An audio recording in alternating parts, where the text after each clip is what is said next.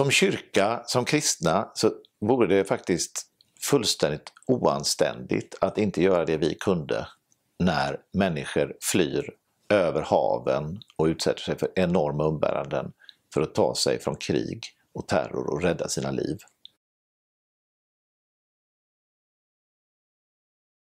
Jag kände i augusti-september var det väl att så som situationen var då kände jag egentligen att man måste göra någonting och man måste göra det där lilla som man kanske kan hjälpa till med. Jag ville göra någonting för det händer ju så mycket liksom. Att det mycket på nyheterna och mycket... Jag känner att jag måste göra någonting och då var det här ett väldigt bra läge att engagera sig. Jag kände nog att det fanns ett stort behov hos de här människorna liksom, att bli väl emottagna av Sverige när de kommer hit.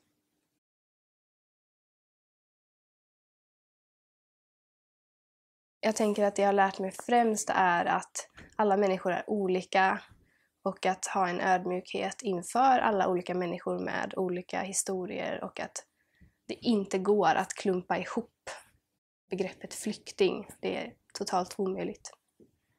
Det är allt ifrån att jag har lärt mig om de här kulturerna och människorna som kommer och hur det ser ut för dem på ett väldigt nära sätt. Och sen har jag lärt mig att man kan vara i en kyrka, alltså det här är rent personligt, utan att vara aktiv i en kyrka själv och trivas otroligt bra. Och att det kan vara en enormt välkomnande miljö. Oavsett religion eller icke-religion eller hur man lever annars eller vad man har för tradition och vana. Sådär. Medmänskligheten hos människor är så sjukt mycket större än vad jag trodde att den var. Att det inte bara var i min lilla kompiskrets där folk ville få en förändring utan att den finns i alla generationer och i alla samhällsgrupper. Så det är typ min största kunskap som jag kommer bära med mig. Jag har lärt mig att människor har en sån enorm kapacitet. Vi har mött så många volontärer här som aldrig har varit i den här kyrkan och inte är kyrkligt aktiva.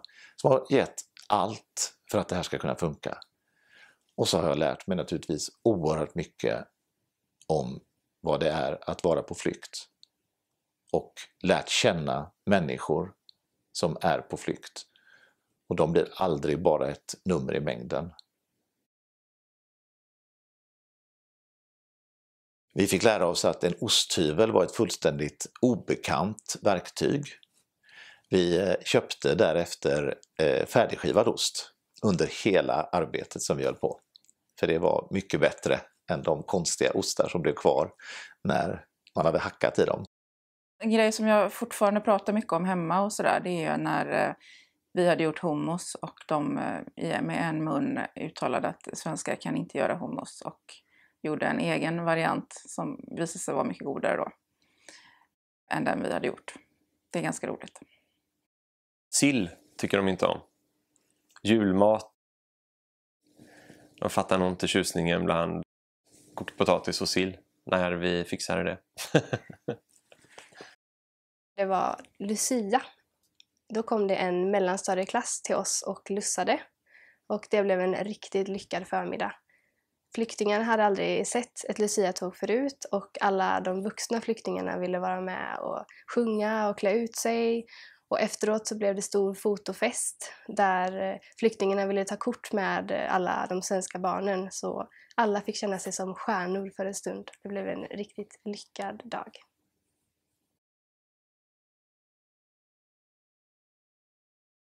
Oj. Jag vet inte om jag kan komma på så här en sak. Eller det kan jag kanske om jag tänker länge. Men många gånger när man känner att det liksom inte löser sig. Att så här, någons familj är långt bort. Eller om till exempel den killen som inte kunde ta sig till Island. Där han hade sin familj för att han inte fick liksom, med alla regler och grejer. Det har inte varit jobbigt att man känner att hur mycket man än kämpar och gör saker. Så finns det massa regler och grejer som sätter stopp. Jag tänker just nu på en av mina första spårvagnsresor från centralen till kyrkan med några flyktingar som hade kommit precis några timmar tidigare. Som inte hade en aning om att det fanns en stad som hette Göteborg. Jag försökte samtala med dem. De kom från Syriens näst största stad. Och medan vi åkte med spårvagn så tittade jag ut lite och det var en solig dag i september och sa här är en väldigt fin stad. Den kommer ni nog att gilla. Då var de tysta och så såg jag tårar i ögonen och sa de, vi bodde också i en väldigt fin stad. Det bodde 2,5 miljoner människor där. Nu är det bara ruiner.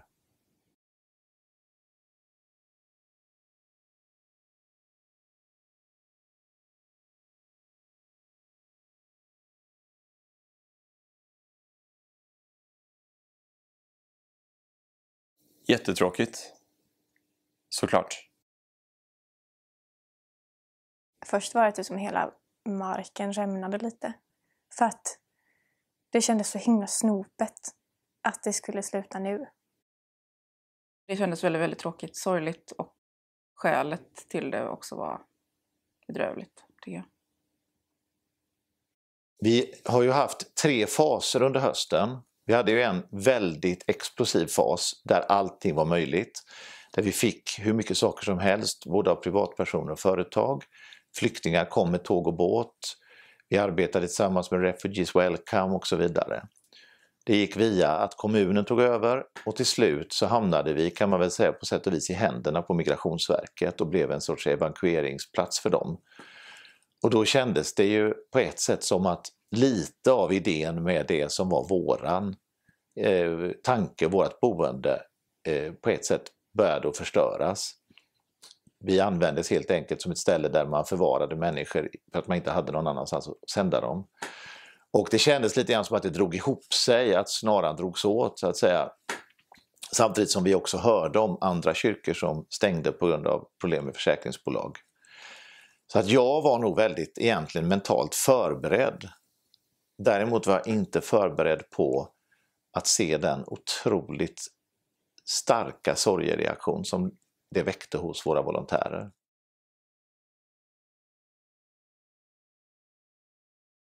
Jag är supertaggad. Jag tycker det ska bli jätteroligt. Jag tänker att nu kan man ju mer faktiskt börja integrera och man kan börja lite mer långsiktigt. För det vi har gjort har ju varit väldigt kortsiktigt. Man har träffat folk någon dygn eller någon vecka eller sådär. Så jag tänker att vi kan göra jättemycket. Och det känns jättespännande vad det kan bli och vad vi kan göra tillsammans med andra också.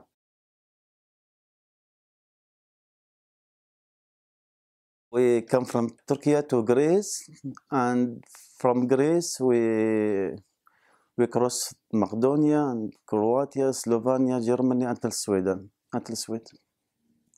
Iraq to Turkey. From Turkey I start to work until Vienna. 1 month I was on the way, and then I went to Germany. From Germany I came to Göteborg, direct from Kiel to Göteborg by boat.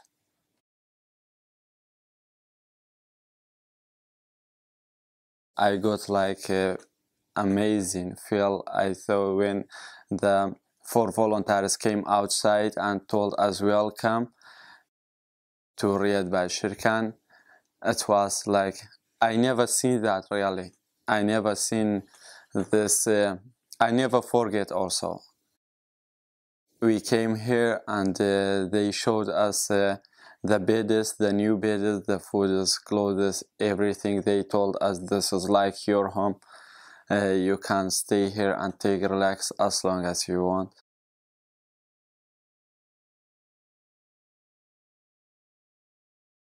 It's good. It's good, but I need to make it more good. I need to make it more good. I need to learn quickly the language. I want to start my job again. I want to start to build my family again here. I must have hard work. I must do it because I have chance to live. Now I living in my dreams in Sweden. Yeah.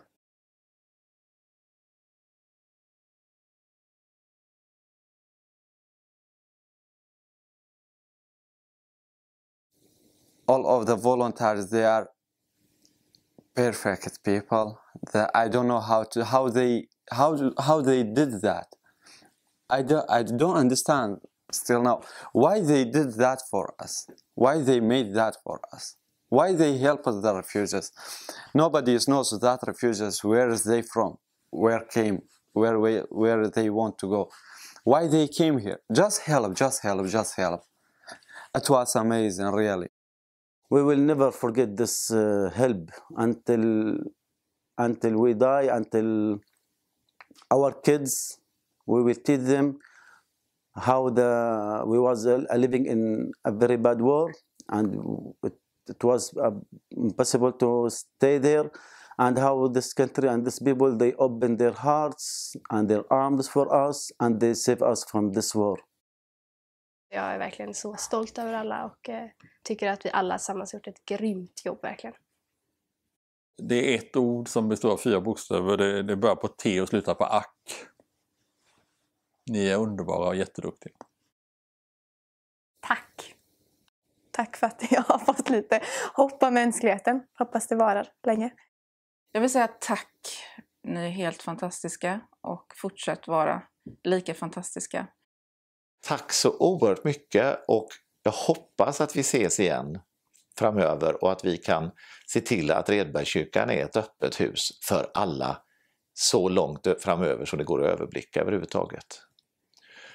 Och sen alla företag, alla personer, alla grupperingar, alla som har samlat in pengar, alla som har skänkt vitvaror, tv och många andra saker. Utan er hade inte heller detta varit möjligt.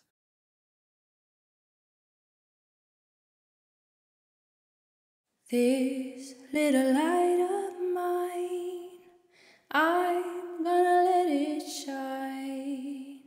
This little light of mine, I'm gonna let it shine. This little light of mine, I'm gonna let it shine. Let it shine, let it shine, let it shine.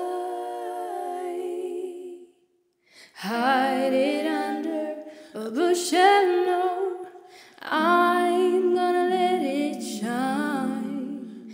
Hide it under a bushel, no, I'm gonna let it shine. Hide it under a bushel.